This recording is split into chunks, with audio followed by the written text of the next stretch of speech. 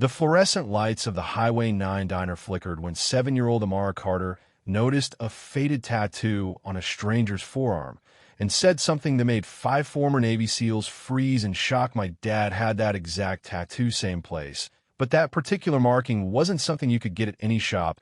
It identified members of a covert unit, and officially, one of those members, Lieutenant Isaiah Carter, had been declared killed in action 7 years ago. His body never recovered yet now.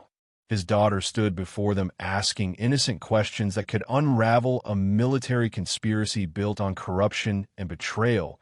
And as Nia Carter rushed to pull Amara away, panic flashing across her normally calm face, the carefully buried truth about a man who sacrificed everything was about to surface in ways none of them could have predicted.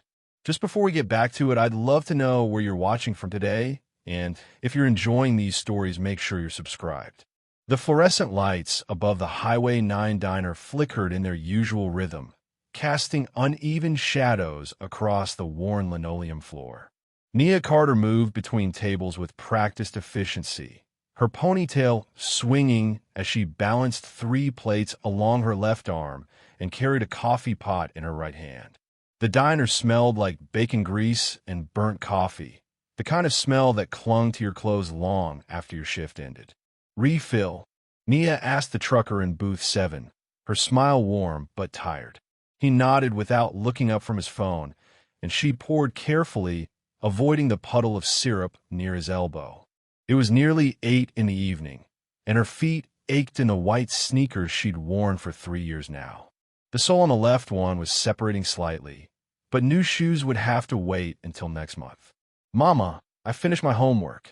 The small voice came from the corner booth, where 7-year-old Amara sat, surrounded by textbooks and colored pencils. Her school backpack took up half the vinyl seat, decorated with patches Nia had sewn on to cover the tears. "Good job, baby. Let me see it when I'm done with this section." Amara nodded seriously, her cornrows neat from the hour Nia had spent braiding them that morning before school. The girl had her mother's dark eyes, but a thoughtfulness that seemed older than 7. She rarely complained about spending afternoons at the diner, doing homework in the booth while Nia worked. She understood, in the way children understand things they've never been told directly, that money was tight and options were limited. The dinner rush had slowed to a trickle. 3 regulars sat at the counter, and an elderly couple occupied booth 4. Nia glanced at the clock. Another hour and a half, then the bus ride home, then maybe 30 minutes with Amara before bedtime.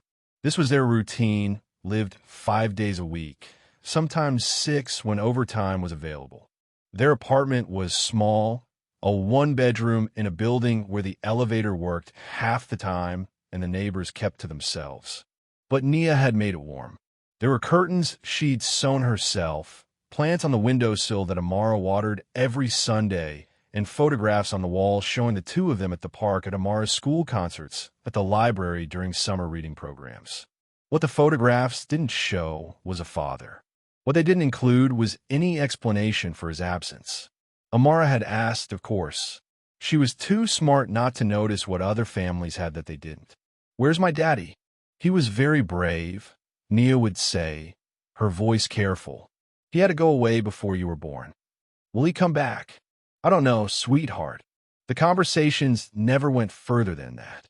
Nia kept the truth locked away, just like she kept the small metal box hidden in the back of her closet, behind the winter coats and broken vacuum cleaner. She never opened it. Opening it meant remembering, and remembering hurt worse than the ache in her feet or the tightness in her budget. The bell above the diner door chimed, pulling Nia from her thoughts. 5 men walked in, and the energy in the room shifted slightly. They weren't loud or aggressive, but they carried themselves differently than the usual crowd. They were older, probably in their 40s, with the kind of weathered faces that came from years spent outdoors. Their clothes were casual, jeans and flannel shirts, but something about the way they moved suggested discipline. "Sit anywhere you like," Nia called out, grabbing menus from the hostess stand. They chose the large booth near the window, the one that could fit 6 people if they squeezed. As Nia approached with water glasses, she noticed details. One had a scar running along his jawline. Another walked with a slight limp. The man at the end of the booth had close-cropped gray hair and the kind of steady gaze that made you feel like he was assessing everything without being obvious about it. "Evening, gentlemen. Can I start you off with some coffee?" "Please," the gray-haired man said. His voice was deep, polite. "We've been driving since this morning." As Nia poured, she caught fragments of their conversation. Something about Colorado, a mention of Fort Bragg. One of them laughed and said something about the good old days, and another responded that his knees disagreed about how good those days were. Military, Nia thought. Retired or former by the sound of it. She took their orders without really listening to her own voice, her mind already moving to the next task. Table 3 needed their check. The coffee pot needed refilling. Amara would want dinner soon. Probably just pancakes and eggs from the kitchen, the meal that Marco the cook always made without charging her. "Mama, can I help wipe tables?" Amara appeared at her elbow, holding a damp cloth. "Sure, baby. Start with booth 2, okay." Amara moved away with her cloth, serious about her task. She liked helping, liked feeling useful. Nia watched her for a moment, feeling the familiar mixture of love and guilt. Amara deserved more than afternoons in a diner, more than a mother who came home exhausted every night, more than the careful budgeting that meant birthday presents came from thrift stores. She deserved a father. Nia pushed the thought away and returned to the kitchen, calling out orders to Marco, checking on the elderly couple, refilling coffee cups at the counter. The rhythm of work was comforting. It kept her hands busy and her mind occupied. When she came back out, Amara was near the booth with the 5 men, wiping down the empty table next to theirs. The girl worked carefully, making sure she got the corners where crumbs accumulated. One of the men was leaning back, his arm stretched along the back of the booth, and Nia saw his forearm clearly for the first time. There was a tattoo there, faded but distinct. Dark ink formed a pattern that looked almost like a compass rose, but with additional symbols woven into it. Military insignia, probably. Nia had seen enough veterans come through the diner to recognize the style.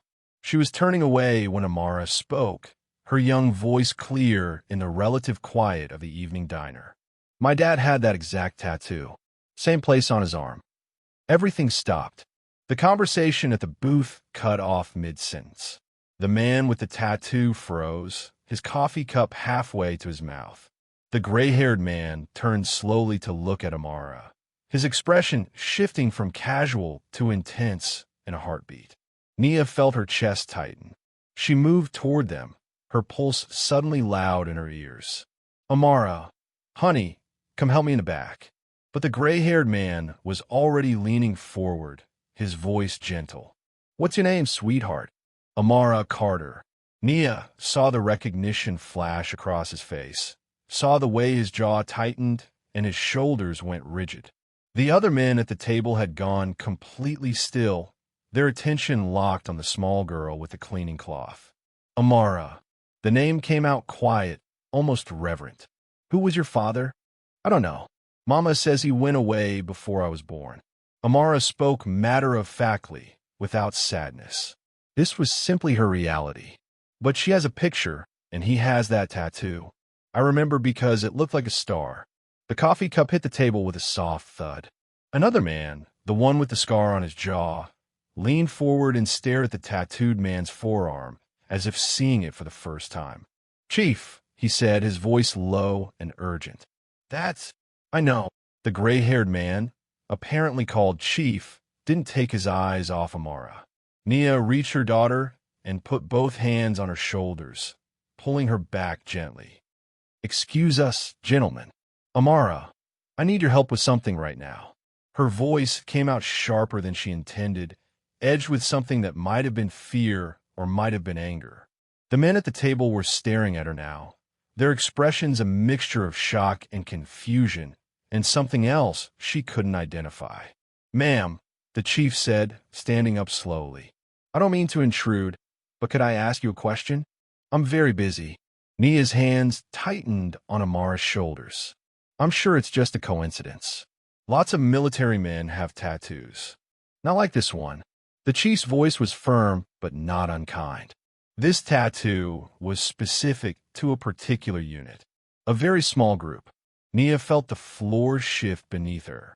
She'd known, somewhere deep down, that this moment might come someday, that the past she'd tried to bury might resurface. But she'd convinced herself over 7 years that it was safe to stop looking over her shoulder. I really need to get back to work. She turned, guiding Amara toward the kitchen, but she could feel 5 sets of eyes on her back. Behind her, she heard the urgent whisper of voices, low and intense. Did he have a kid? I never heard anything about. Check the dates. When did? This doesn't make sense. If he had a daughter, why wouldn't? Nia pushed through the kitchen door, her breathing uneven. Marco looked up from the grill, his weathered face creasing with concern. You okay, Nia? Fine. Just need a minute. She guided Amara to the small break room. Nothing more than a closet with a folding chair and a shelf for employee belongings. Once the door was closed, she knelt down to her daughter's eye level. Baby, I need you to not talk about your father to strangers, okay? Amara's face crinkled with confusion. Why? I just said he had the same tattoo. I thought maybe they knew him. The innocence in those words cut deep. Nia closed her eyes briefly, gathering herself. I know, sweetheart, but it's private family business. You understand? I guess. Amara didn't look convinced, but she nodded. Did I do something wrong? No, baby.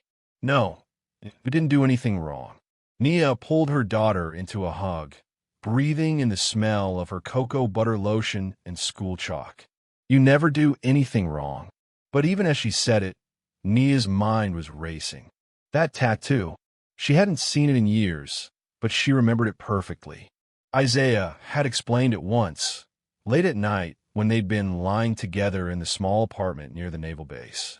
It's not just decoration, he'd said, tracing the lines with his finger. It means something. Identifies us. Identifies you as what? People who go places we're not supposed to talk about. People who do things that don't make it into official reports. She'd asked what that meant, but he'd just kissed her forehead and said some things were better left unknown. 3 weeks later, he was gone. No body. No funeral.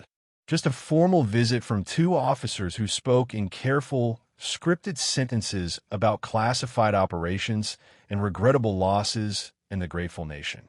They'd handed her a folded flag and a form letter signed by someone whose name she didn't recognize. And then, 6 months after that, she discovered she was pregnant. Nia released Amara and stood up, her knees protesting. Stay here for a few minutes, okay? I need to finish up my tables. When she returned to the main floor, the booth by the window was empty. The men had left cash on the table, more than enough to cover their meal and a generous tip. But they hadn't left. Through the window, she could see them standing by a large black pickup truck in the parking lot, talking in a tight circle. The chief looked up and made eye contact with her through the glass. He raised one hand, not quite a wave, more of an acknowledgement. Then he pulled out his phone and appeared to take a photo of the diner's exterior. Nia's stomach dropped. She grabbed the cash from the table with shaking hands and moved to the next booth, going through the motions of work while her mind spun. They'd recognized something. The tattoo, yes, but also the name. Amara Carter. They'd reacted to both pieces together, and that reaction had been visceral, which meant they'd known Isaiah, which meant they might have questions she couldn't answer, which meant the careful, quiet life she'd built might be about to collapse. The rest of her shift passed in a blur. She smiled at customers and poured coffee and cleared plates, all while her thoughts circled obsessively.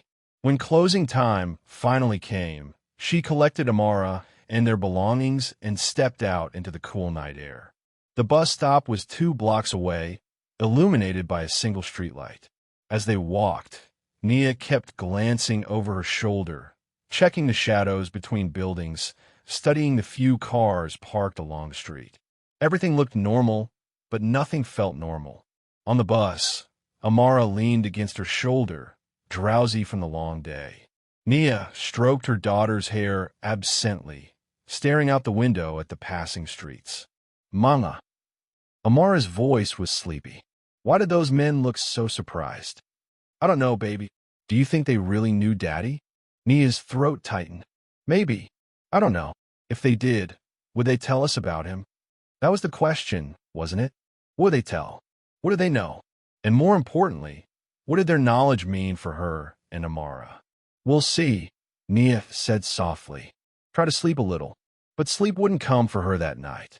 After they got home, after she'd tucked Amara into bed and changed into worn pajamas, Nia found herself standing in front of her closet.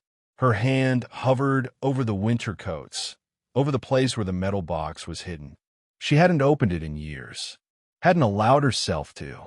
But now her fingers moved of their own accord, pushing aside coats, reaching into the back corner, finding the cool metal surface. The box was small, about the size of a shoebox, with a simple combination lock. Her hands remembered the numbers without conscious thought. 3 turns right, 2 left, 1 right again. The lock clicked open. Inside were the remnants of a relationship that had lasted only months, but had changed her entire life. A few photographs, slightly faded. Isaiah, in civilian clothes, smiling at the camera with an expression that was both confident and gentle. Isaiah, in uniform, though she wasn't supposed to have that photo. A handful of letters he'd written, his handwriting neat and precise. A hospital bracelet from when Amara was born, with baby girl Carter printed in blue ink. And, at the bottom, wrapped in a piece of cloth, a small flash drive. Nia picked it up carefully. Isaiah had given it to her 2 days before he left for the mission he never returned from. His face had been serious, his voice low.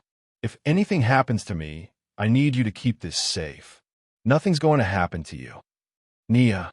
He'd cupped her face in his hands, his thumbs brushing her cheeks. Promise me.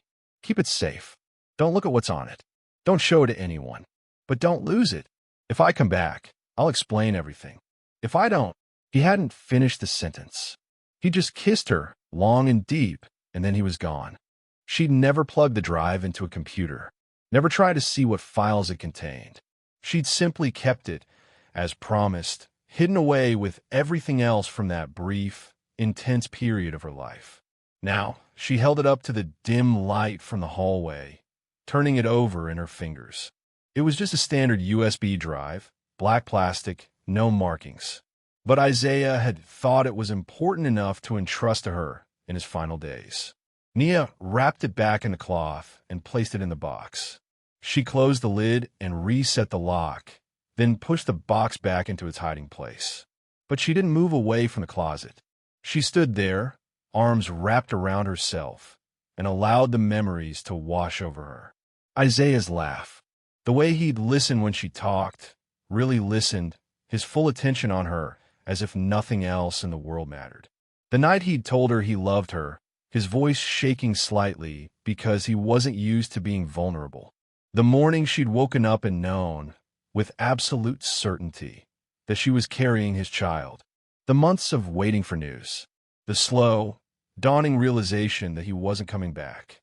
The grief that had nearly swallowed her whole, made worse by the fact that she couldn't properly mourn because officially Isaiah Carter's death was classified information. She couldn't even get a straight answer about how he died or where. And then Amara was born, and grief had transformed into fierce protective love. She had a daughter to raise, a child who would need strength and stability. There was no time for falling apart. There was only the daily work of survival, of creating a life for her baby girl. 7 years she'd done this alone. 7 years of careful obscurity. And now 5 men with recognition in their eyes had walked in her diner. Morning came with pale sunlight and the sound of traffic from the street below. Nia woke from restless sleep, her mind immediately returning to the previous night. She got Amara ready for school with automatic efficiency, braiding her hair and packing her lunch and making sure her homework was in her backpack. "Mama, are you okay?" Amara asked as they waited for the school bus. "You seem sad." Nia managed a smile. "Just tired, baby. I'm fine. But she wasn't fine. All day at the diner, she jumped at the bell above the door, her eyes scanning each new arrival. She half expected the 5 men to return, to demand answers to questions she didn't want to face. The lunch shift was busy enough to distract her. The usual mix of construction workers and retirees, and people who worked from laptops in the corner booths. Marco whistled while he cooked, and Rita, the other waitress, complained about her teenage son's latest report card. Normal. Everything was normal. Until 2 in the afternoon, when the bell chimed and Nia looked up to see the chief from the night before walking in alone. He was dressed in jeans and a simple blue button-down, and he moved with the same measured confidence. His eyes found her immediately, and he nodded once before taking a seat at the counter. Nia's first instinct was to retreat to the kitchen and let Rita handle him. But she forced herself to walk over, coffee pot in hand, professional smile in place. Coffee, please. He waited until she'd poured before speaking again. I apologize if we startled you and your daughter last night. That wasn't our intention. It's fine. Nia kept her voice neutral.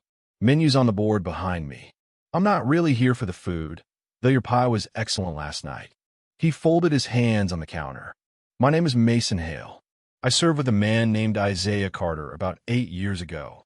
There it was.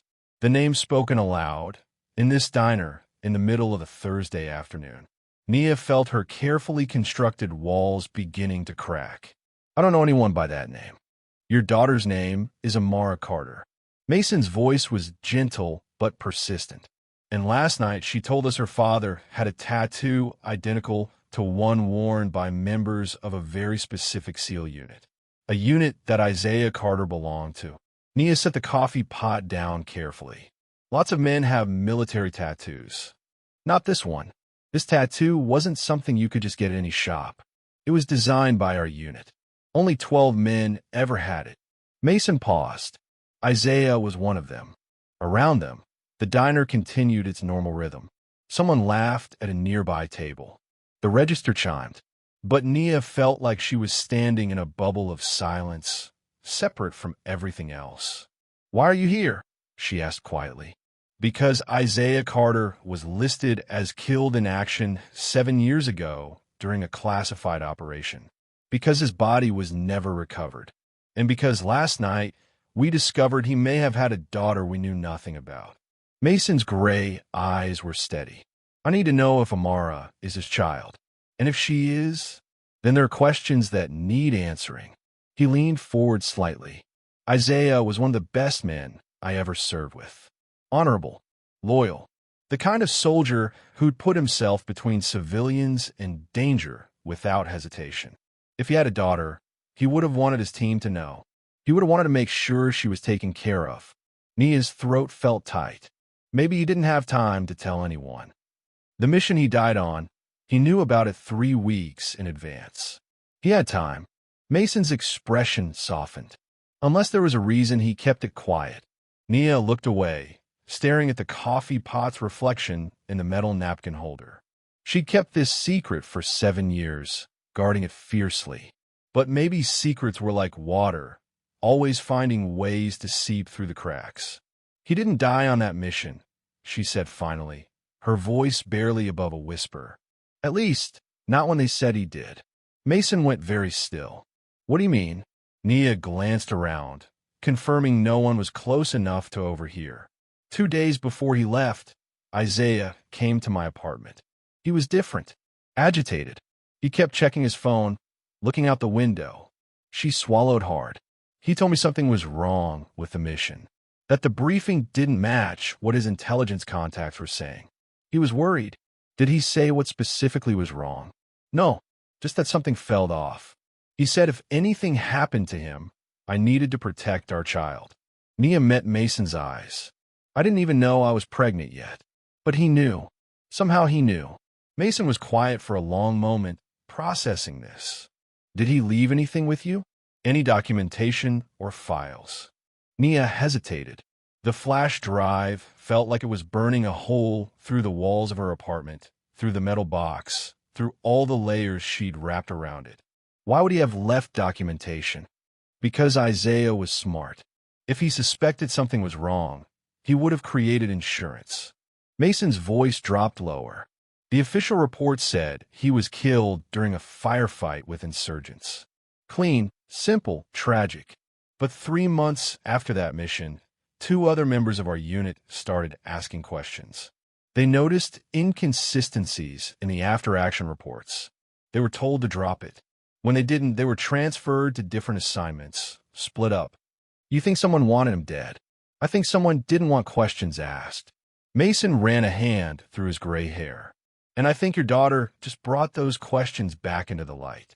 A customer called for a refill, breaking the moment. Nia automatically reached for the coffee pot, her hands moving through practiced motions while her mind reeled.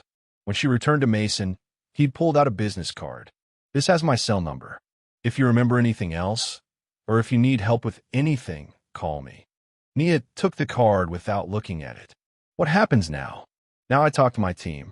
We look into things we should have looked into years ago. He stood, leaving a $20 bill on the counter. And Nia, if I'm right about this, you and Amara might need protection. People who hide things don't like it when those things resurface. He left without ordering food, and Nia stood behind the counter with the business card in her hand, feeling like the ground had shifted beneath her feet. That evening, after her shift ended and she'd collected Amara from the neighbor who watched her in the afternoons, Nia found herself looking at every parked car on their street, every person standing near their building. The paranoia Mason had planted was growing roots. Their apartment felt too small, too exposed. Windows that had always seemed normal now looked like vulnerabilities. Nia triple-checked the locks and drew all the curtains before letting Amara settle in with her homework. "Mama, you're acting weird," Amara observed from the kitchen table. "Just tired, baby." But Amara wasn't fooled. She had her father's perceptiveness, though she'd never known it. Is it because of those men from the diner? Nia sat down across from her daughter, trying to find words that would be honest without being frightening. "Remember how I told you your father was brave?" Amara nodded, setting down her pencil. He did work that was important, work that helped people. And sometimes when people do important work, it can be complicated. Nia reached across the table and took her daughter's small hand. "Those men knew your father. They worked with him, and they want to help us understand what happened to him. So maybe we'll learn more about Daddy." The hope in Amara's voice made Nia's chest ache. "Maybe. I don't know yet. I hope so," Amara said quietly. "Sometimes I draw pictures of what I think he looks like, but it will be nice to know for real." After Amara was in bed, Nia sat at their small kitchen table with a cup of tea and Mason's business card. She'd Googled him on her phone, finding very little. A few mentions in military news articles from years ago, always in passing. One photograph of him receiving some kind of commendation, his face younger, but still serious. She thought about the flash drive hidden in her closet, about Isaiah's warning, about the weight of secrets she'd carried alone. Her phone buzzed, making her jump. Unknown number. She almost didn't answer, but something made her swipe to accept. "Nia Carter?" The voice was unfamiliar, male, professional. "Yes. This is Lieutenant Commander Phillips from Naval Personnel Command. I'm calling regarding Isaiah Carter. I understand someone has been making inquiries on your behalf." Nia's grip tightened on the phone. "I didn't ask anyone to make inquiries. Nevertheless, inquiries have been made. I want to assure you that Isaiah Carter's service record and circumstances of death are a matter of official record. While I understand this may be difficult, we ask that you refrain from pursuing unofficial investigations that could compromise classified operations." The words were polite, but the message was clear. Back off. "I'm not pursuing anything." "I'm glad to hear that. For your peace of mind, I can confirm that Isaiah Carter died honorably in service to his country. His sacrifice is appreciated." A pause. "I trust this matter is now closed." The line went dead before Nia could respond. She sat in the dark kitchen, staring at her phone, her heart hammering. That phone call was a warning, a subtle one, wrapped in official language, but a warning nonetheless. Someone was watching. Someone knew that Mason Hale had talked to her, and someone wanted to make sure this went no further. Nia's hand shook as she set the phone down. She thought about Amara sleeping in the next room, innocent and safe. She thought about the flash drive in the closet. She thought about Isaiah's final words, "Protect our child." Maybe the best protection was silence. Maybe the smart thing was to tell Mason Hale to stop asking questions, to let the past stay buried. But she also thought about Amara's hopeful face when she talked about learning more about her father, about the injustice of a man dying and his daughter never knowing the truth, about the way Isaiah had looked at her when he'd asked her to keep the flash drive safe. "If anything happens, I need you to keep this safe." He trusted her with something important. He believed in her strength. The next day, Nia called the number on Mason Hale's card. "I need to talk to you," she said when he answered. "Somewhere private. And I need you to tell me the truth about what you're planning to do." "There's a park 3 blocks from your building," Mason said immediately. "Can you meet me there tomorrow afternoon? I work until 3. I'll be there at 3:30. Nia hung up and stared at her reflection in the darkened phone screen. She was crossing a line, and she knew it. But maybe some lines needed to be crossed. Maybe some truths needed to be told, even when they were dangerous. For Tamara, for Isaiah, for herself, the decision was made. The park was mostly empty when Nia arrived at 3:30, just a few joggers on the path and an elderly man feeding pigeons near the fountain. She spotted Mason Hale sitting on a bench under a large oak tree, dressed casually in jeans and a jacket. He stood when he saw her approaching. "Thank you for coming," he said. Nia sat down on the opposite end of the bench, maintaining distance. "I got a phone call last night from someone claiming to be from Naval Personnel Command." Mason's expression darkened. "What did they say?" "That I should stop pursuing unofficial investigations. That Isaiah's death is a matter of official record." She watched his reaction carefully. "How do they know you talked to me?" "They're watching. Either me or you, probably both." Mason leaned forward, elbows on his knees. "That phone call confirms what I suspected. There's something about Isaiah's death they don't want examined. Maybe there's nothing to find. Maybe he just died the way they said he did. Then why warn you off?" Mason turned to look at her. If it was straightforward, they'd ignore us. The fact that they're paying attention means we're onto something. Nia pulled her jacket tighter against the autumn breeze. "I have a daughter to protect. Getting involved in some military conspiracy isn't exactly safe parenting. I understand that. But don't you want to know what really happened to Isaiah? Don't you think Amara deserves to know the truth about her father?" The words hit harder than Nia wanted to admit. She'd spent 7 years telling herself that ignorance was protection, that not knowing kept them safe. But maybe safety built on lies was just another kind of prison. "Isaiah gave me something," she said quietly, "before his last mission, a flash drive. He told me to keep it safe, not to look at what was on it, and not to show anyone." Mason sat up straighter. "Do you still have it?" "Yes, but I've never opened it. I don't even know if it still works after all these years. That drive could have the answers we need." Mason's voice was urgent but controlled.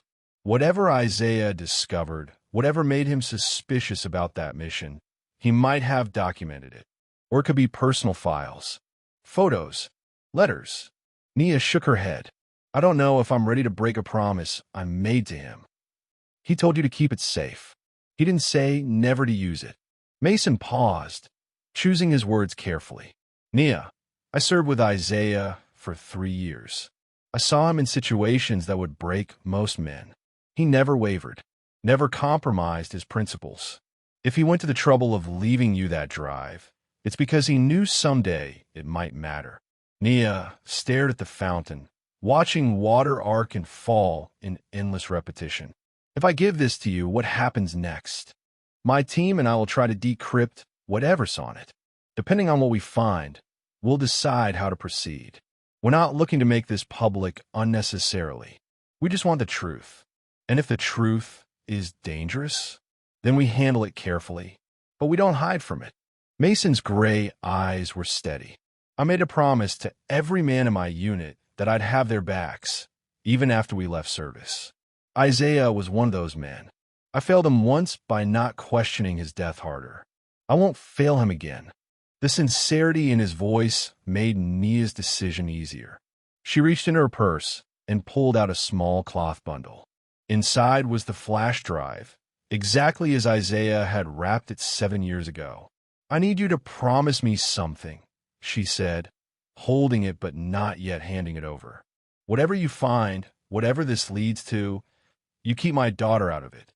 She doesn't get dragged into press conferences or investigations or whatever else happens. She gets to stay a normal kid. You have my word."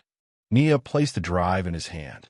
The physical act of letting go felt monumental, like she was releasing years of held breath. "What do I tell Amara? She's been asking about those men from the diner, about her father. Tell her the truth, as much as you can, that we're trying to learn more about what happened to Isaiah. That it might take time." Mason pocketed the drive carefully. "And Nia, be careful. Watch for anyone following you. Any cars that seem to show up too often. If anything feels wrong, call me immediately."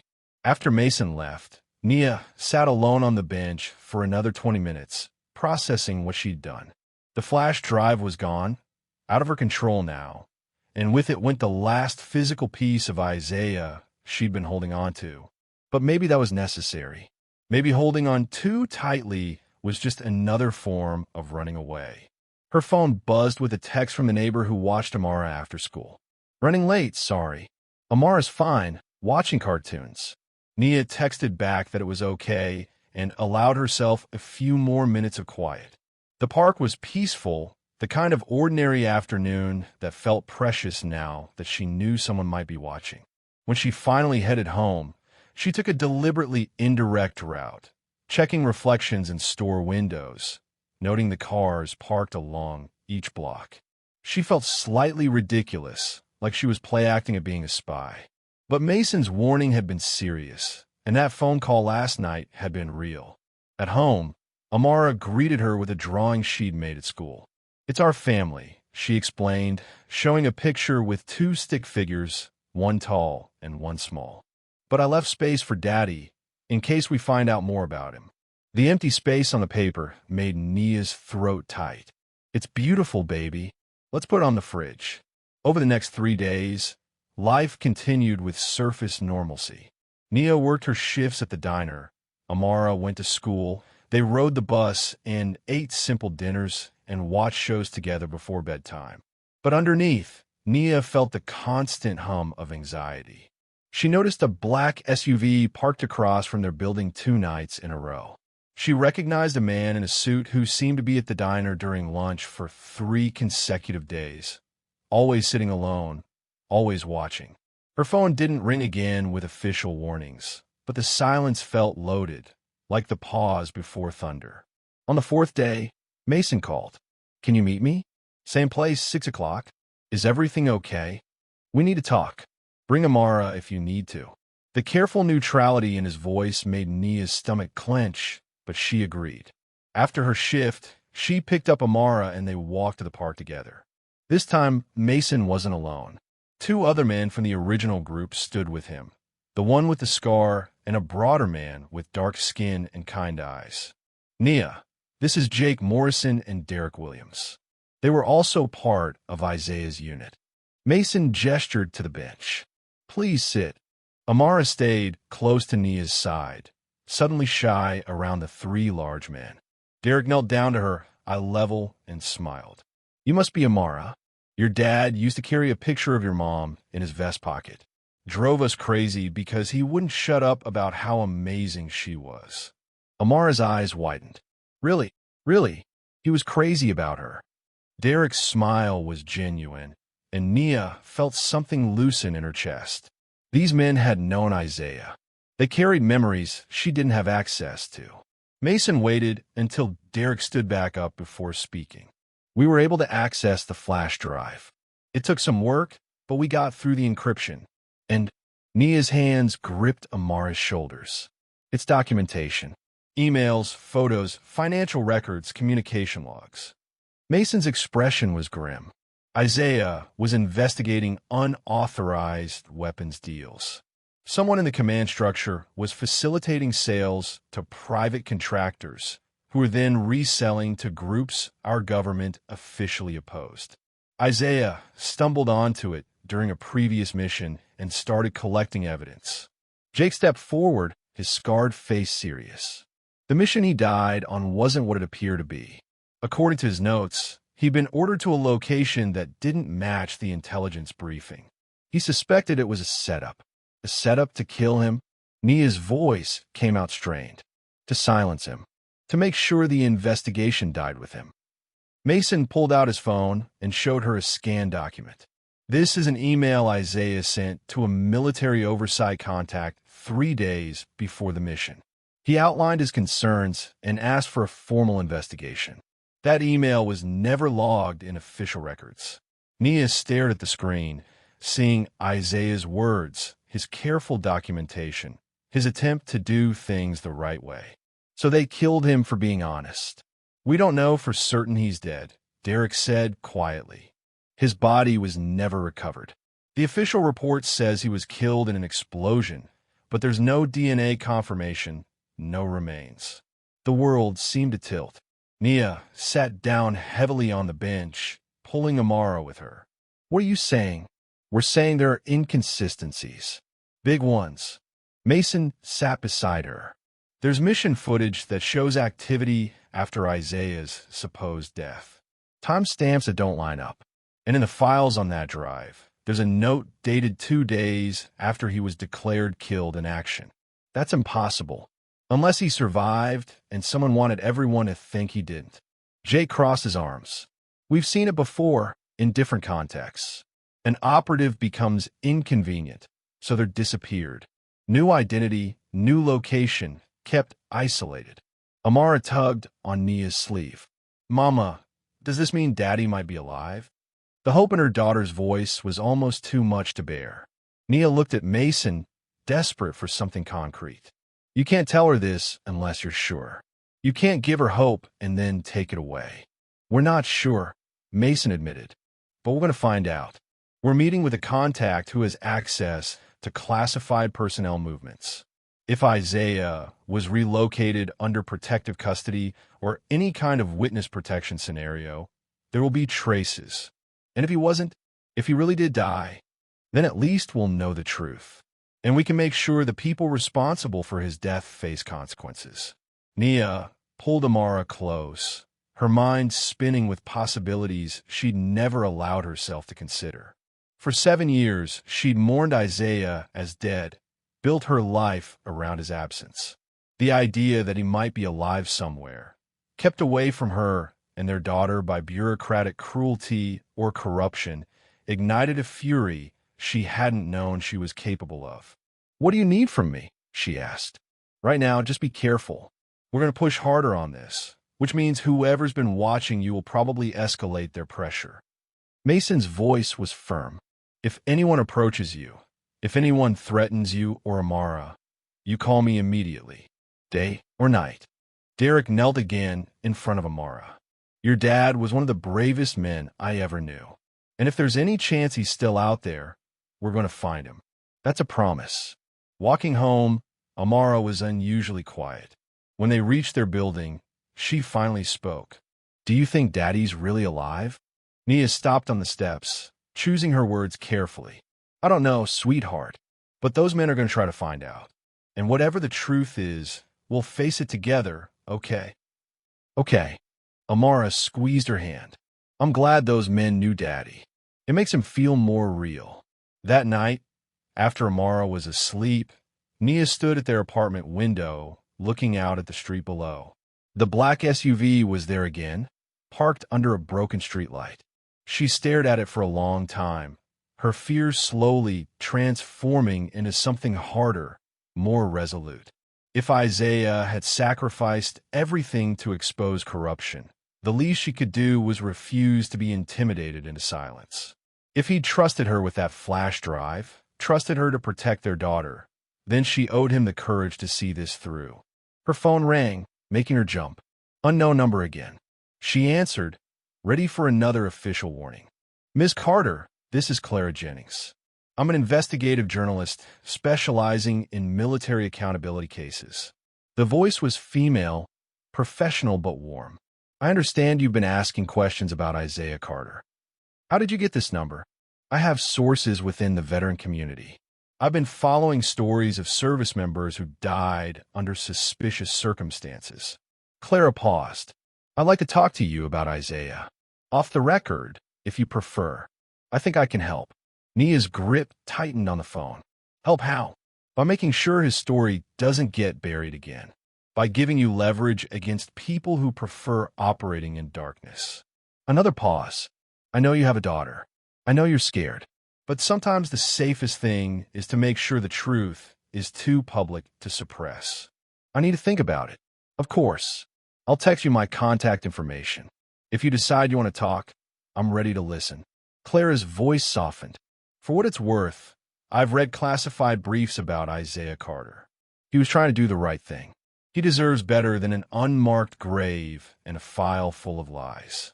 The call ended, and Nia stood in the dark apartment, feeling the weight of decisions pressing down on her. Mason and his team represented one path, working quietly within military channels.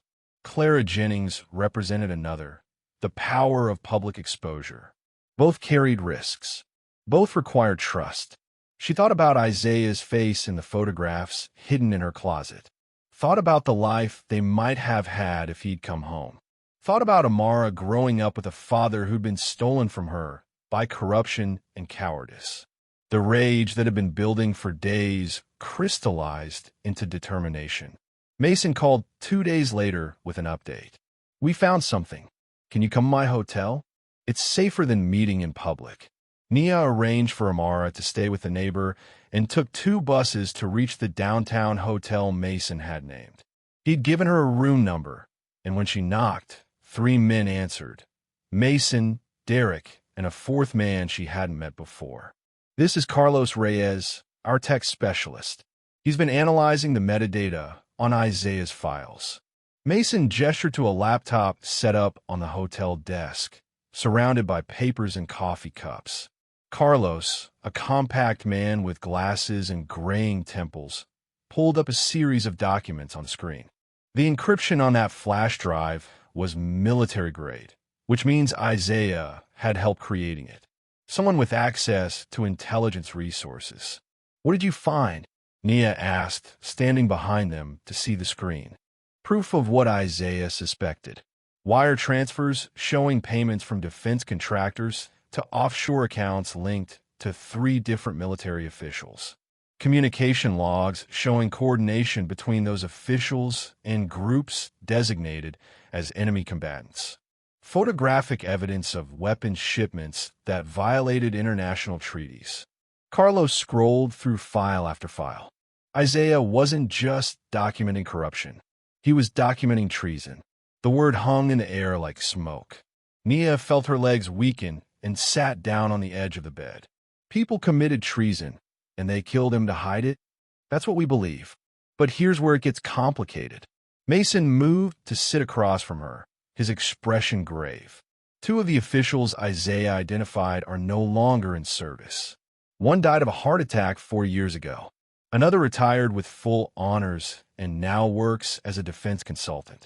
But the 3rd is still active duty. Colonel Richard Vance, currently stationed at the Pentagon in an oversight position. So he has power to keep this buried. And motivation. If Isaiah's evidence went public, Vance would face court-martial at minimum, possibly federal prison. Derek leaned against the wall, arms crossed. We did background checks. Vance has connections to private military contractors, sits on advisory boards, has his fingers in multiple lucrative arrangements. He's built an empire on corruption, and he's been monitoring us, Mason added. We ran some checks of our own. That black SUV you've been seeing? Registered to a security company that Vance's brother-in-law owns. The man who's been showing up at her diner? Former military intelligence, now works private sector, connected to the same network. Nia's hands clenched in her lap. So what do we do? If he has that much power and reach, how do we stop him? We go public, Carlos said, but carefully, with documentation that's been distributed to multiple secure locations, with journalists ready to publish, with legal representation in place. We make it impossible for him to suppress this without making things worse for himself. That's where Clara Jennings comes in, Mason said. I know she contacted you. She's good, trustworthy, and she has a track record of protecting her sources. If we give her this story with full documentation, she can publish it in a way that forces official investigation. But that puts a target on all of us. Nia looked at each man in turn. You realize that? Once this goes public, Vance and everyone connected to him will come after us. They're already after us, Derek pointed out. The only difference is whether we're fighting back or just waiting for them to make a move. What about Amara? Nia's voice cracked slightly. She's 7 years old. She doesn't deserve to be caught in the middle of this. Mason moved to crouch in front of her, his voice gentle but firm. The safest thing for Amara is for this truth to come out.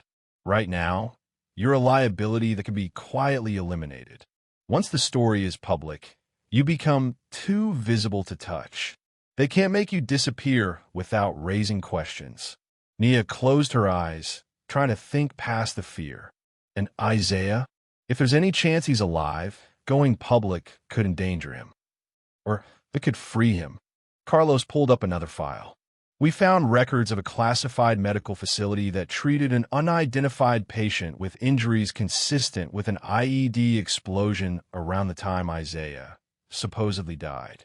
The patient was listed as a protected witness. No name, just a number. He was transferred out 6 months later to an unknown location. You think that was Isaiah? The timing matches. The injury profile matches. And the facility specializes in treating intelligence assets who need to be kept off the books. Carlos adjusted his glasses. If Isaiah survived and was placed in protective custody, it would explain why his death was staged. They couldn't let him testify publicly about what he knew, but they couldn't kill him outright either. Too many people knew he was investigating corruption, so they disappeared him. The cruelty of it made Nia's chest ache. Kept him away from everyone he loved, from his daughter, for 7 years. Which is exactly why we need to blow this open, Derek said. If he's alive and being held somewhere, public pressure could force them to acknowledge it. A knock on the door made everyone freeze. Mason moved to the peephole, then relaxed slightly. It's Jake. Jake Morrison entered carrying a manila folder, his expression grim. We have a problem. I just got word from a contact at Naval Criminal Investigative Service. They've opened a formal inquiry into our activities. Someone filed a complaint alleging that we're harassing a military widow and interfering with classified operations. Let me guess, Mason said. Filed by someone connected to Vance. Directly by Vance's office. They're claiming Nia never had any relationship with Isaiah Carter, that she's fabricating a connection to extort money from the Navy, and that we're helping her do it. Jake handed the folder to Mason.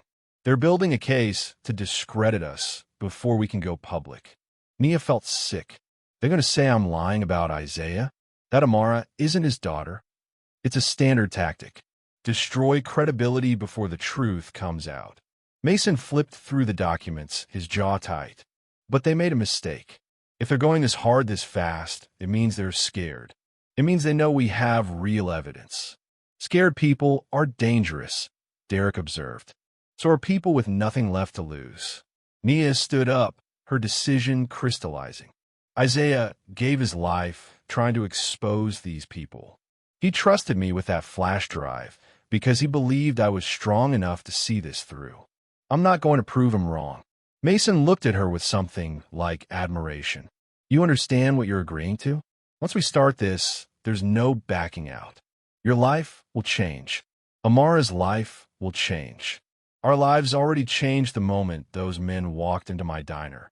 Nia's voice was steady now, the fear burned away by anger and determination.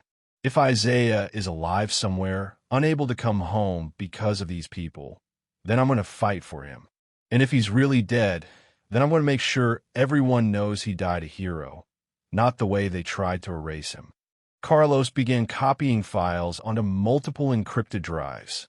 We'll need you to give a statement to Clara Jennings. Tell her everything from the beginning. About your relationship with Isaiah, about the flash drive, about the intimidation you've experienced. We'll also need you to do a DNA test, Jake added, to prove Amara is Isaiah's daughter. It'll shut down their claims that you're fabricating the connection. How long will all this take? The article could run within a week if Clara moves fast. The DNA test can be processed in a few days. Mason started organizing papers, moving into tactical mode. In the meantime, we need to move you and Amara somewhere safer. That apartment is too exposed. I can't afford a hotel. I can barely afford rent. You won't need to. Derek has a cabin about 2 hours north. It's isolated, secure, and off any official records. You and Amara can stay there while this develops. Mason met her eyes. I know it's disruptive, but it's necessary. Nia thought about her job at the diner, about Amara's school, about the small routines that made up their life. Walking away from all of it felt like losing the last bit of stability they had. But staying felt like waiting for something terrible to happen. When would we leave? Tonight. Pack what you need for a week or two. Tell your employer you have a family emergency. Don't tell anyone where you're going. The next few hours passed in a blur of activity. Nia returned to their apartment and packed bags, while Amara watched with confused concern. She called the diner and left a message about needing emergency time off. She texted the neighbor with vague explanations. She moved through their small home, wondering when they'd be able to return. "Mama, what's happening?" Amara asked as Nia zipped up the second suitcase. Nia sat down next to her daughter and took both small hands in hers. "Remember how I told you those men are trying to find out what happened to your father?" Amara nodded. "Well, they found out some important things. Things that some powerful people don't want others to know about. So we need to go somewhere safe for a little while, until it's okay to come back home." "Are we in danger?" The directness of the question caught Nia off guard. She'd been trying to shelter Amara from the full reality, but her daughter deserved honesty. "Maybe. I don't know for sure. But we're being careful, and there are good people helping us." "Because of Daddy?" "Yes, baby. Because of her daddy." Amara was quiet for a moment, then squeezed Nia's hands. "Daddy was brave. You said so. So we should be brave too." The simple logic of it, the pure faith in her young voice, made Nia's eyes sting with tears. "You're right. We'll be brave together." Derek picked them up after dark, driving a nondescript sedan instead of anything that might draw attention. Nia took one last look at their apartment building as they pulled away, memorizing its familiar outline against the night sky. The drive north took them out of the city, through suburbs that gradually gave way to rural darkness. Amara fell asleep in the back seat, her head resting against a pillow Nia had brought. Derek drove in silence, occasionally checking the mirrors for any following vehicles. "You're doing the right thing," he said finally, as they turned onto an unmarked dirt road. "I know it doesn't feel like it right now, but standing up to this is important. Will it work? Can we really bring down someone like Vance?" "Maybe not all the way down. People like him have layers of protection, but we can damage him enough that he can't operate freely anymore. We can force investigations, shine light on things he's kept hidden." Derek glanced at her. "And most importantly, we can make sure Isaiah's story is told honestly, that his daughter knows what kind of man her father really was." The cabin appeared in the headlights, a modest structure surrounded by trees. It looked solid and isolated, exactly what they needed. Derek helped carry their bags inside, showing Nia how the locks worked, where the emergency supplies were stored, how to use the landline if cell service was spotty. "Mason will come by tomorrow with updates. There's food in the pantry, clean sheets in the closet. You should be safe here." He paused at the door. "For what it's worth, Isaiah would be proud of you. The courage it takes to do what you're doing, to risk everything for the truth, that's exactly the kind of strength he saw in you." After he left, Nia carried sleeping Amara to one of the bedrooms and tucked her in. Then she stood at the cabin window, looking out at darkness broken only by starlight. The isolation was almost complete, no streetlights or traffic sounds or neighbors' televisions bleeding through walls. For the first time in 7 years, she felt like she was moving forward instead of just surviving.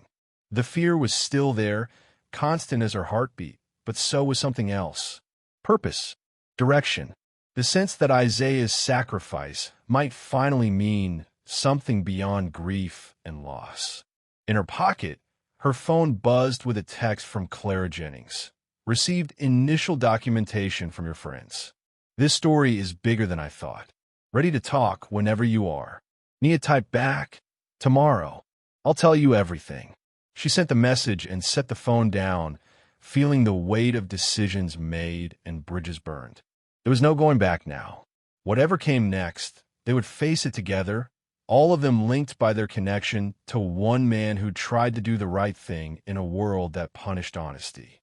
Outside, the wind moved through the trees, and somewhere in the darkness, Isaiah's story was finally beginning to emerge from the shadows where it had been buried for 7 long years. The morning sun filtered through the cabin's pine trees, creating patterns of light across the wooden floor. Nia awoke to the sound of birds and the absence of traffic noise, momentarily disoriented by the unfamiliar silence. Beside her, Amara still slept, her breathing soft and even. The cabin felt like a pause between one life and another. Nia made coffee in the small kitchen, watching through the window as mist rose from the ground. Her phone showed 3 missed calls from the diner and 2 text messages from coworkers asking if everything was okay. She didn't respond. The less people knew, the safer everyone would be. At 9 o'clock, a car came up the dirt road. Mason emerged carrying a laptop bag and a box of groceries. Nia let him in, grateful for the company and the normalcy of unpacking fresh food. "How did you sleep?" he asked, setting everything on the counter. "Better than expected. Amara thinks we're on an adventure." That's probably the healthiest way to look at it. Mason opened the laptop. "I have updates. Some good, some complicated." They sat at the small dining table while Amara colored in the next room, her presence a reminder of why they were doing this. Mason pulled up encrypted files and turned the screen so Nia could see. Clara worked fast. She's verified most of Isaiah's documentation through independent sources. The wire transfers check out. The communication logs match classified operation timelines. And she found 2 former contractors willing to speak anonymously about weapons sales they witnessed. Mason scrolled through pages of notes. Her article is nearly finished. She wants to publish in 3 days. That's fast. It needs to be. The longer we wait, the more time Vance has to build his counter-narrative. Mason pulled up another file. But there's more. Carlos traced those medical facility records deeper. The protected witness was transferred to a rehabilitation center in Montana, then moved again 6 months later. The trail goes cold after that, but we have a location to start searching. Nia's heart hammered against her ribs. Montana. That's specific. Derek and Jake are driving there today. They'll visit the facility, talk to staff if possible, see what they can learn. Mason's expression was careful, measured. "Nia, I need you to prepare yourself for the possibility that we might not find what we're hoping for. Even if Isaiah survived initially, 7 years is a long time. Things could have changed. You mean he could have died later, or chosen to stay hidden, or been moved somewhere we can't trace." Mason reached across the table, his hand stopping just short of touching hers. "I don't want to give you false hope, but I also don't want to discourage you from hoping at all. It's a difficult balance. I've had 7 years of not hoping. Maybe it's time to try something different." Nia pulled up a photograph on her phone, one of the few she had of Isaiah. He was smiling, wearing civilian clothes, his arm around her shoulders.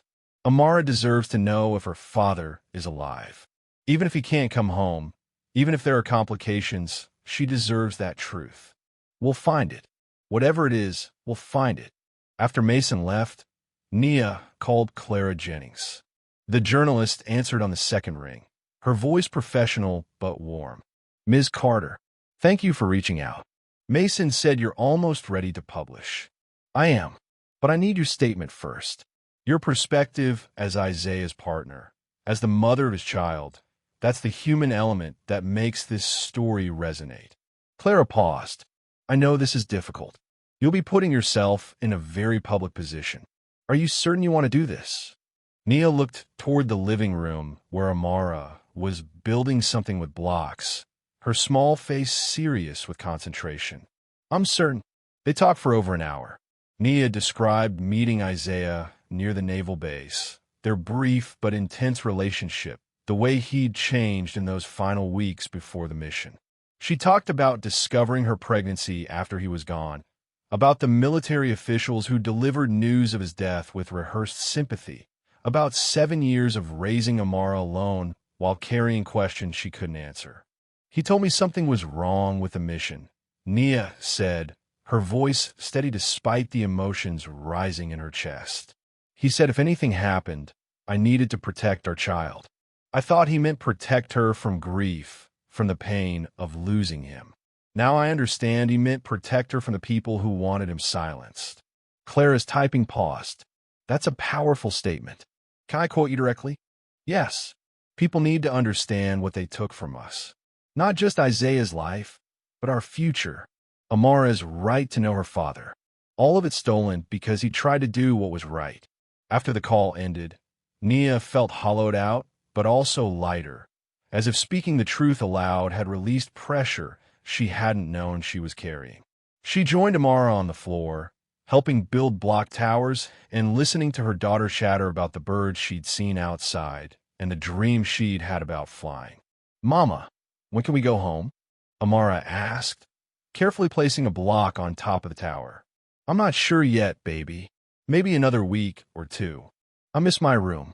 And Marcus from school. He's my friend. I know. I miss home too. Nia smoothed her daughter's hair. But sometimes we have to be patient while grown-ups fix complicated things. Things about Daddy? Yes. Amara was quiet for a moment, then looked up with those serious eyes. If Daddy is alive somewhere, do you think he remembers us? The question pierced straight through Nia's composure. If he's alive, baby, I promise you he thinks about us every single day.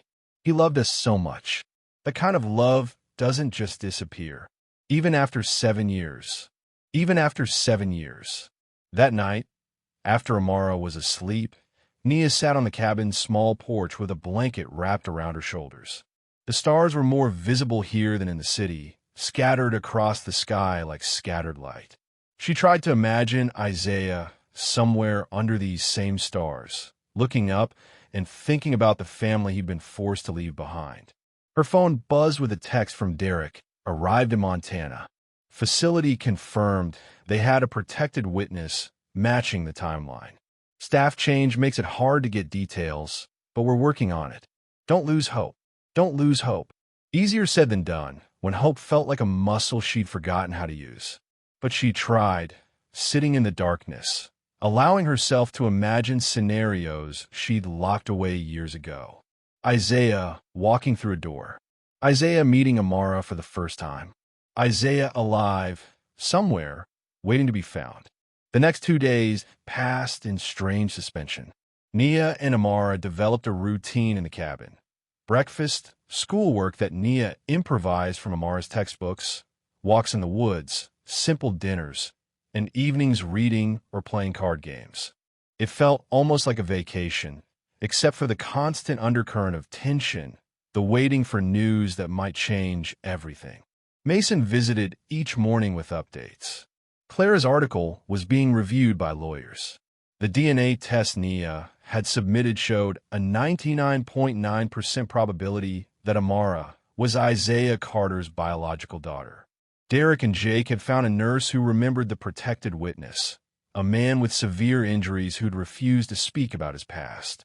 She said he was quiet, cooperative with treatment, but withdrawn emotionally. Mason reported, sitting at the now familiar dining table. He left after 6 months of rehabilitation. She doesn't know where he went, but she remembered something specific. He had a tattoo on his forearm that he always kept covered with long sleeves. Nia's breath caught. The unit tattoo. That's what we think. It's not confirmation, but it's another piece that fits. So what now? How do we find where he went after Montana? That's where it gets difficult. The transfer was handled through classified channels. There's no public record, no paper trail we can access legally. Mason leaned back in his chair, but Carlos thinks he can trace it through back channels. It'll take time, and it's not exactly authorized, but it's possible. Do whatever you need to do. I don't care about authorization anymore. Mason smiled slightly. Isaiah picked a strong woman. He knew what he was doing. On the third day at the cabin, Clara's article went live. Mason called at dawn, before Nia was fully awake, his voice urgent. It's published. Front page of the digital edition. Major placement. Clara did an incredible job. You need to see this. Nia opened her laptop, her hands shaking slightly as she navigated to the news site. The headline filled the screen. Decorated Navy SEAL exposed military corruption before suspicious death. Evidence suggests he may have survived. Below it was a photograph of Isaiah in uniform, young and serious, and next to it, a more recent photo of Nia and Amara that Clara must have requested. The article was long, detailed, methodically laying out the evidence from the flash drive alongside Clara's independent verification. It named Colonel Vance specifically, connecting him to the weapons deals and showing the timeline of Isaiah's investigation. But what made Nia's throat tighten was the personal section, where Clara had woven in her interview. Her own words appeared on the screen, describing Isaiah's warning, his fear, his final days before the mission. The article made him human, not just a soldier, but a man with a partner and an unborn child, a man who'd sacrificed everything for principles that should have been protected instead of punished. It's good, Nia whispered into the phone. It's really good. It's already spreading. Major outlets are picking it up, military advocacy groups are sharing it, and social media is exploding with reactions. Mason's voice carried satisfaction. Vance can't suppress this. It's too big now. Within hours, Nia's phone began receiving calls from reporters, from victims' advocacy organizations, from veterans who'd had their own experiences with military corruption. She didn't answer most of them, but their presence felt like validation. The story was out. Isaiah's truth was finally being heard. The response to Clara's article moved faster than anyone had anticipated. By afternoon, the Department of Defense had released a statement promising a full review of the allegations. By evening, 3 senators had called for investigations. By the next morning, Colonel Vance had been placed on administrative leave pending an internal inquiry. Mason arrived at the cabin with the news, along with Derek and Jake, who'd returned from Montana. They gathered around the dining table, while Amara played outside within view of the windows. Vance is contained for now, but he's not finished, Mason said. His lawyers are already pushing back, claiming the documents are fabricated, that Isaiah was mentally unstable, that this is all a conspiracy by disgruntled veterans. Let them claim whatever they want. The evidence speaks for itself. Jake pulled out a folder containing printouts of social media posts. Look at this. Thousands of veterans are sharing their own stories of corruption they witnessed and couldn't report. Isaiah's case is opening doors that have been locked for years. There's more, Derek added, his expression cautious. The nurse in Montana, the one who treated the protected witness, she reached out after seeing the article. She wants to talk on the record.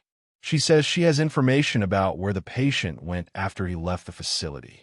Nia stood up so quickly her chair scraped against the floor. What information?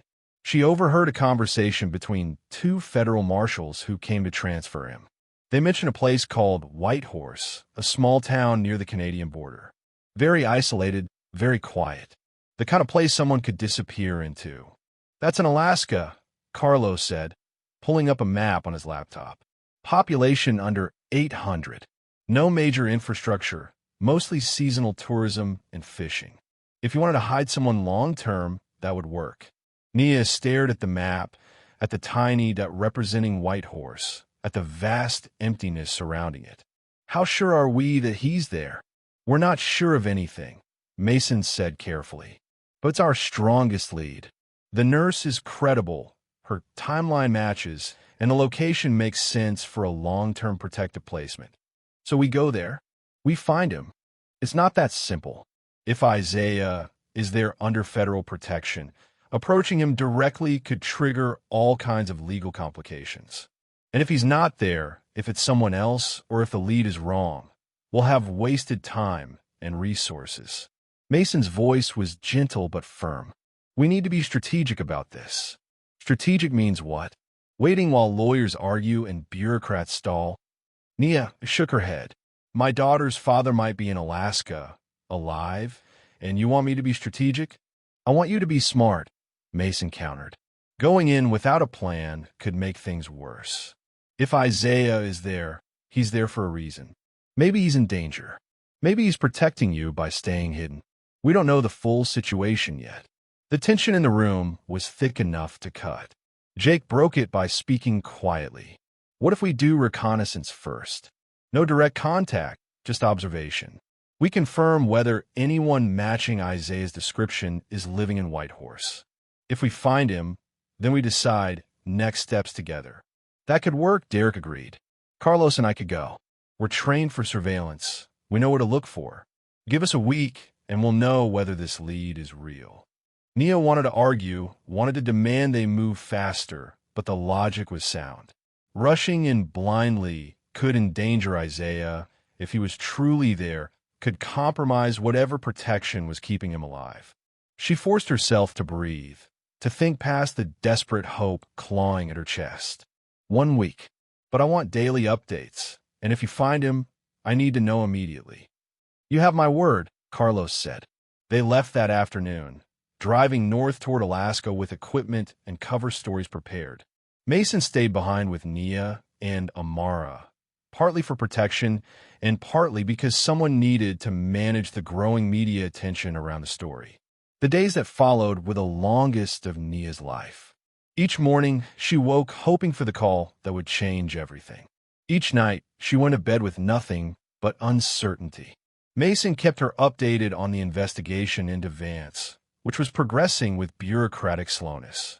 Multiple officials were being questioned, records were being subpoenaed, but real accountability remained frustratingly distant. These things take time, Mason explained, though his frustration matched hers.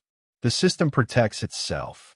Even when corruption is exposed, actually punishing the corrupt is a different battle. On the 5th day, Carlos called. His voice crackled with static from the poor connection, but Nia heard the excitement underneath. We found someone. Male, early 40s, lives alone in a cabin outside town. He matches Isaiah's physical description. Dark skin, athletic build, military bearing. He keeps to himself, does odd jobs for locals, pays cash for everything. Nia's legs nearly gave out. She sat down hard on the couch, gripping the phone. Are you sure it's him? Not positive yet. We haven't seen him up close enough to be certain. But Nia, he has a scar pattern on his left arm that could be from the kind of IED injury Isaiah supposedly sustained. And yesterday, we saw him at the post office. He was picking up a package, and when he signed for it, Derek swears the signature looked like Isaiah's handwriting. I need to see him. I need to come there. We were hoping you'd say that. But we need to be careful about how we approach this.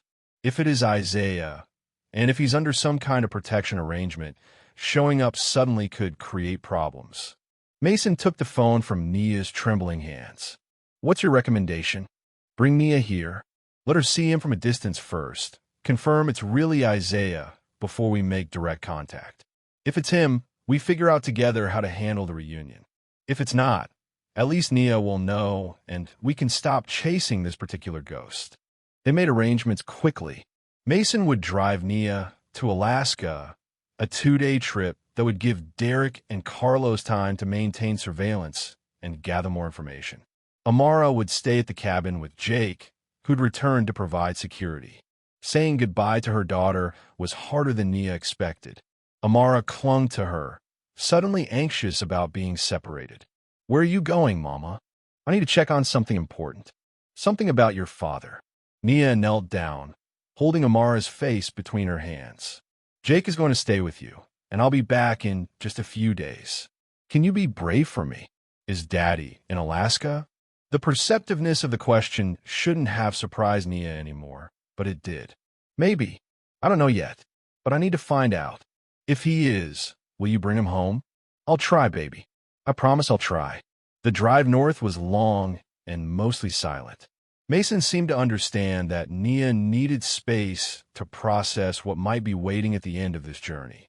They stopped at roadside motels, ate fast food from drive-thrus, and watched the landscape change from forest to mountains to the vast, stark beauty of the far north. As they crossed into Alaska, Nia felt something shift inside her. 7 years of grief and questions and careful survival were converging on this moment. Either Isaiah was alive and she was about to see him again, or this was another dead end and she'd have to finally accept that he was truly gone. She didn't know which possibility terrified her more.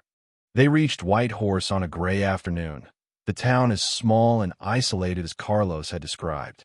Derek met them at a small rental cabin on the outskirts, his expression serious but not discouraging. He's here. We've confirmed his routine. Every morning, he runs the same route, then works at a wood shop in town. Afternoons, he's usually at his cabin.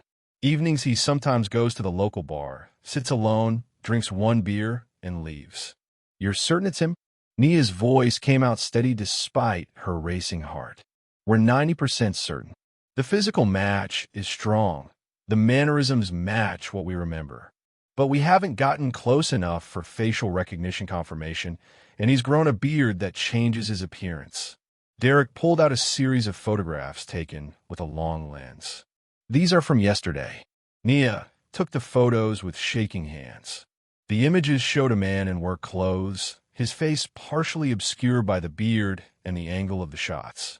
But something in the way he moved, in the set of his shoulders, in the careful way he scanned his surroundings before entering buildings, all of it felt familiar. That's him, she whispered. I don't know how I know, but that's Isaiah. Mason studied the photographs over her shoulder. The beard makes it hard to be completely sure. It's him. I can feel it. Nia looked up at Derek. When can I see him? In person. Tomorrow morning. He runs at dawn. Same route every day. We can position you where you'll have a clear view when he passes. If it's really Isaiah, you'll know. And then we decide how to make contact. That night, Nia barely slept. She lay in the unfamiliar bed, listening to wind rattle the windows, and tried to prepare herself for the morning. What would she say? How would he react? Would he even remember her after 7 years of whatever he'd been through? And underneath all those questions was a deeper fear. What if he'd chosen this isolation? What if being found was the last thing he wanted? Dawn came cold and clear. Mason drove her to a spot along the running trail, parking where the truck would blend with other vehicles. They waited, Nia's hands clenched in her lap, her breath forming clouds in the cold air. There, Derek said quietly from the back seat, coming from the north. Nia saw him then, a figure jogging steadily along the trail. As he came closer, details emerged. The athletic build, the military precision in his stride, the way he breathed in controlled rhythm. And then he was passing their position, close enough that Nia could see his face clearly despite the beard, close enough to see the scar tissue along his left arm, close enough to see eyes she'd loved and lost and mourned. Isaiah, she breathed, tears streaming down her face without permission. It's really you. The man jogged past without seeing them, continuing his route, alive and moving and real after 7 years of absence that had felt like death. Mason reached over and squeezed her shoulder. Now we know. The question is, what do we do about it? Nia wiped her face, her grief transforming into something harder and more determined. We bring him home. Whatever it takes, we bring him home to his daughter. The decision to approach Isaiah required careful planning. Mason made contact with a former JAG officer who specialized in witness protection cases, explaining the situation without revealing Isaiah's location. The advice was clear. Direct contact could violate federal protection agreements and potentially endanger everyone involved. But there's a loophole.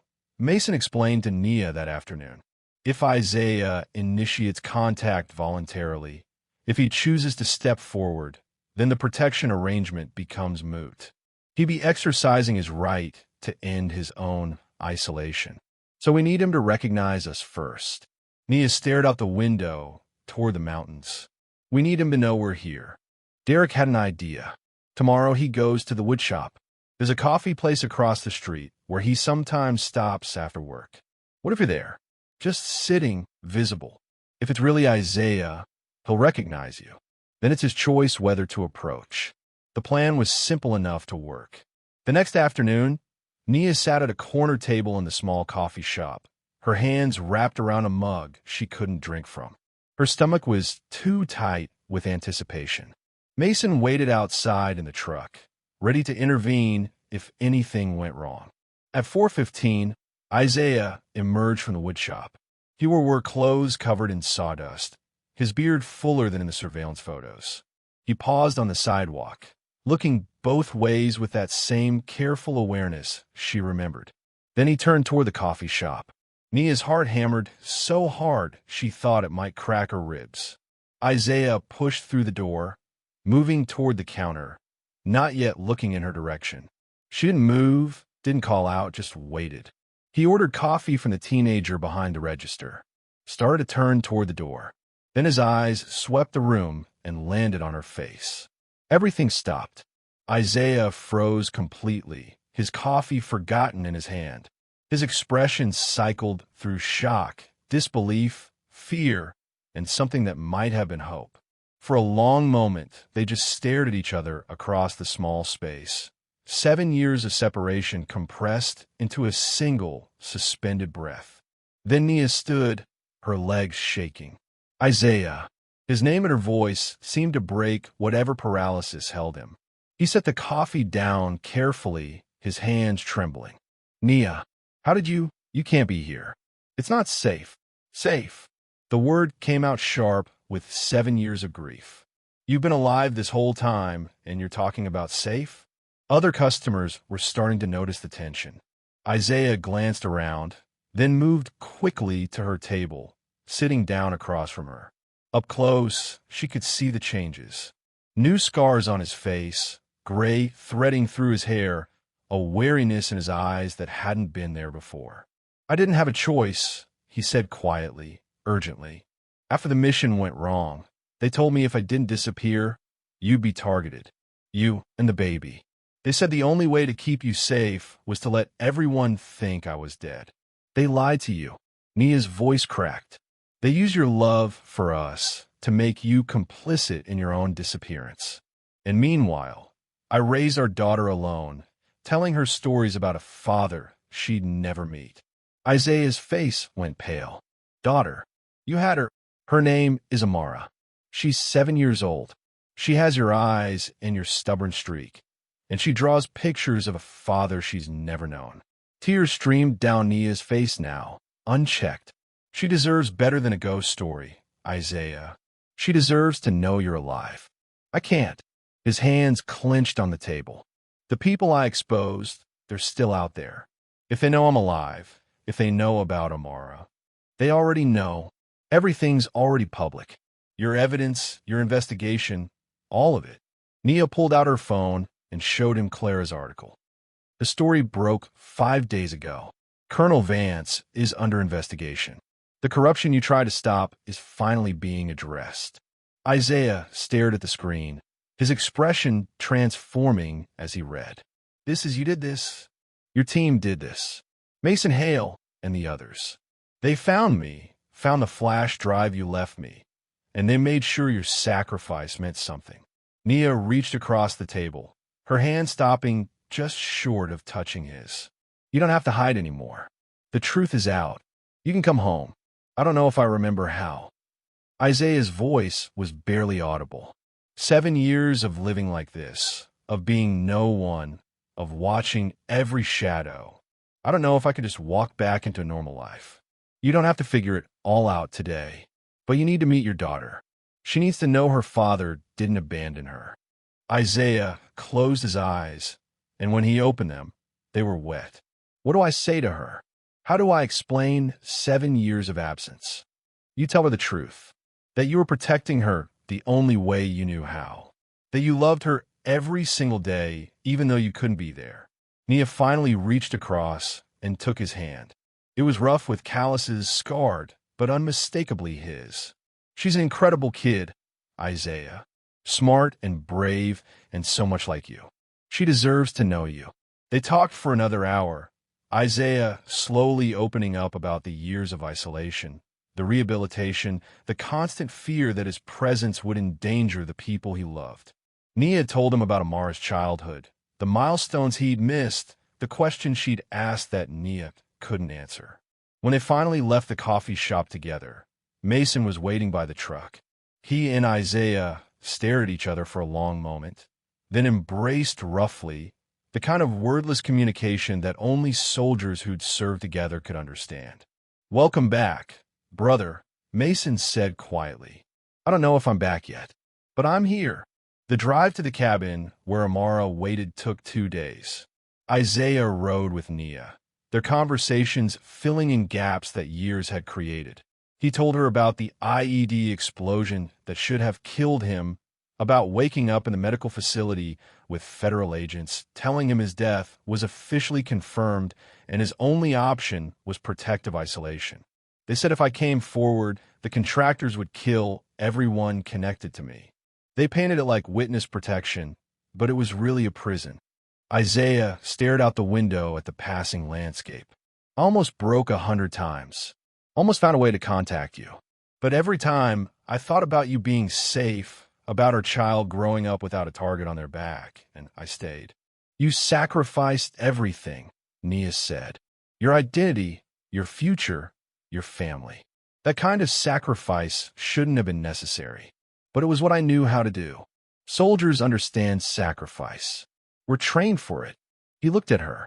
"I just never expected the sacrifice to last this long." When they arrived at the cabin, Jake was waiting on the porch. He recognized Isaiah immediately despite the beard, despite the years. "Carter." "Damn. Jake." Isaiah's voice was rough with emotion as they gripped forearms. "It's good to see you." Amara's inside. She knows someone important is coming to meet her, but not who. Jake glanced at Nia. "We thought you'd want to tell her yourself." Nia and Isaiah walked to the cabin door together. She could feel him trembling, see the fear and hope warring in his expression.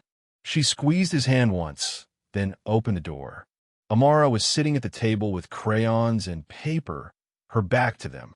When she turned around, her eyes went straight to Isaiah, studying him with that serious intelligence that was so much his. "Amara," Nia said gently, "there's someone I want you to meet. Someone very important." Isaiah knelt down slowly, bringing himself to her eye level. His voice when he spoke was thick with tears. "Amara, my name is Isaiah Carter. I'm your father." Amara looked at him for a long moment, taking in his face his scarred arms, the tattoo barely visible beneath his sleeve. Then she looked at Nia. "Is it really him, Mama?" "It's really him, baby." Amara turned back to Isaiah, her expression serious. "You were gone for a long time." "I was, and I'm so sorry for that. I wanted to be with you and your mama more than anything in the world, but I had to stay away to keep you safe." "From bad people?" "Yes, from bad people who didn't want the truth to come out." Amara considered this, then reached out and touched the scar on Isaiah's face gently. "Did they hurt you?" "They tried, but I'm okay now, and I'm here if you'll let me be." Something shifted in Amara's expression, her reserve cracking. She stepped forward and wrapped her small arms around Isaiah's neck. "I drew so many pictures of you. Mama has them in a folder." Isaiah pulled her close, his shoulders shaking with silent sobs. "I want to see every single one." The weeks that followed were a study in adjustment. Isaiah couldn't immediately return to a normal life. The legal complexities of his situation required careful navigation. But with Clara's article generating sustained pressure, the Department of Defense was forced to acknowledge his survival and the circumstances that led to his isolation. Colonel Vance was formally charged with conspiracy, weapons trafficking, and obstruction of justice. 2 other officials were also indicted. The trials would take years, but the machinery of accountability had finally begun moving. Isaiah gave testimony, both to military investigators and to congressional committees examining corruption in defense contracting. Watching him speak publicly for the first time, Nia saw the man she'd fallen in love with emerge from beneath the layers of trauma and isolation. He was still wounded, still healing, but he was fighting back. The SEAL team who'd made it all possible received both commendation and criticism. Some officials praised their dedication to finding the truth. Others accused them of overstepping boundaries and jeopardizing classified operations. Mason took it all in stride. "We did what was right," he said simply. "That's all that matters." For Nia and Amara, life slowly found a new shape. They moved into a small house that Isaiah rented near the cabin, giving them space to rebuild as a family without the pressure of their old life. Amara adjusted to having a father with remarkable resilience, though there were difficult moments when 7 years of absence couldn't be easily bridged. "She's amazing," Isaiah said one evening, watching Amara do homework at the kitchen table. "You raised her so well on your own. I did what I had to do, but it's better now. Having you here makes everything better." Isaiah looked at her, his expression serious. "I know I can't just pick up where we left off. Too much time has passed. Too much has changed. But I want to try. If you'll let me. We'll figure it out together. That's what families do." Clara's continued reporting kept the story alive in public consciousness. She documented the trials, the systemic changes being implemented in military oversight, and the broader conversation about accountability that Isaiah's case had sparked. Other whistleblowers came forward, emboldened by his example. "Your father started something important," Nia told Amara one night as they looked through old photographs together, now mixed with new ones that included Isaiah. "He showed that telling the truth matters, even when it's dangerous. Will he have to keep being brave? Or can he just be a regular dad now?" Isaiah, listening from the doorway, smiled. "I think being a regular dad might be the bravest thing I've ever tried." The legal recognition of Isaiah's service and the acknowledgement of the injustice he'd suffered came with formal apologies and compensation. It didn't erase the lost years, but it helped. More importantly, it cleared his name and allowed him to reclaim his identity. Mason visited often, checking on his friend and making sure the family was adjusting. The bond between the SEALs had been strengthened through this fight, their brotherhood extending now to include Nia and Amara. "You gave us purpose," Mason told Isaiah during one visit. "After we left service, we were drifting, finding you, fighting for you. That reminded us why we served in the first place." 6 months after the reunion, Amara's school held a family day. Parents were invited to talk about their work and answer questions. Isaiah volunteered, nervous but determined. Standing in front of a classroom of 7-year-olds, he talked not about combat or missions, but about courage and honesty and standing up for what's right even when it's difficult. "My daughter taught me something important," he said, looking at Amara sitting in the front row. "She taught me that being brave doesn't mean not being scared. It means being scared and doing the right thing anyway. Her mama showed me that every day for 7 years while I was gone, and now I get to learn from both of them." Amara beamed with pride, and Nia, watching from the back of the classroom, felt tears sting her eyes. They'd come so far from that moment in the diner when a child's innocent observation had cracked open years of hidden truth. That evening, the family sat together on their porch watching the sunset. Amara was nestled between her parents, secure in a way she'd never been before. Isaiah's arm was around Nia's shoulders, his other hand holding his daughter's. "Daddy," Amara said sleepily, "can I ask you something?" "Anything, sweetheart." Are you going to stay now? Forever. Isaiah looked at Nia, then down at his daughter. Forever. I promise. Good. Amara yawned. Because we have a lot of time to make up for. We do. And we've got the rest of our lives to do it. As darkness settled over the mountains, Nia thought about the journey that had brought them here. The pain and the separation, the courage it took to pursue truth, and the people who'd stood with them when it mattered most. Isaiah's sacrifice hadn't been in vain. His evidence had exposed corruption. His survival had become a symbol of hope for others fighting similar battles. But more than any of that, he was home. Their family was whole. And the little girl who'd recognized the tattoo had helped bring her father back from the shadows. The tattoo on Isaiah's arm, once a symbol of covert operations and hidden missions, now meant something different. It represented the connection that couldn't be broken, the love that survived years of separation, and the truth that finally emerged into light. Amara traced the faded design with her small finger, no longer a mystery, but a part of their story. It's pretty, she said. It is now, Isaiah agreed, pulling both his girls closer. It is now. If someone you loved disappeared to protect you from the truth, would you have the courage to uncover it, even if it meant risking everything you'd built in their absence? Don't forget to like and subscribe for more stories about courage, justice, and the families who refuse to let truth stay buried.